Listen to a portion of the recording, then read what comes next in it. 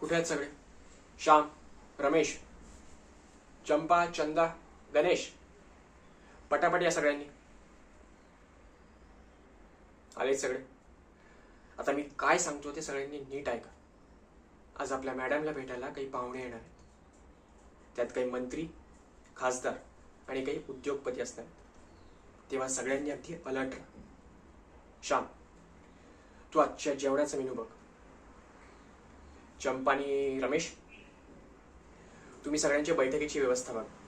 गणेश, तू माझ्याबरोबर सगळ्या पाहुण्यांच्या दिमतीला राहा.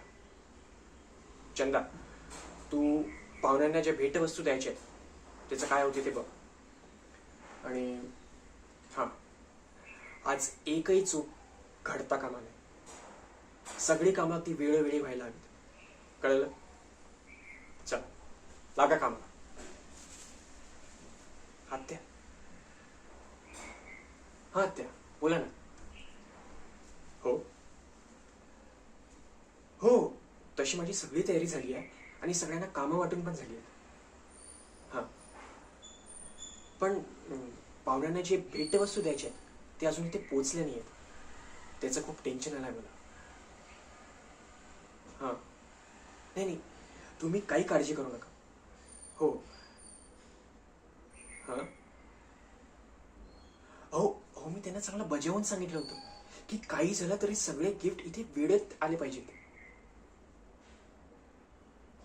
हां, अच्छा, तेच ना, मी त्यांना सांगितलं होतं. पण आता काय झालं काही कळत नाहीये आणि त्यांचा फोन पण लागत नाहीये. नाही नाही, तुम्ही टेन्शन नका घेऊ. मी बघतो काय करायचं ते. मी मी करतो काहीतरी. हो हो हो, चालेल. सॉरी आत्या.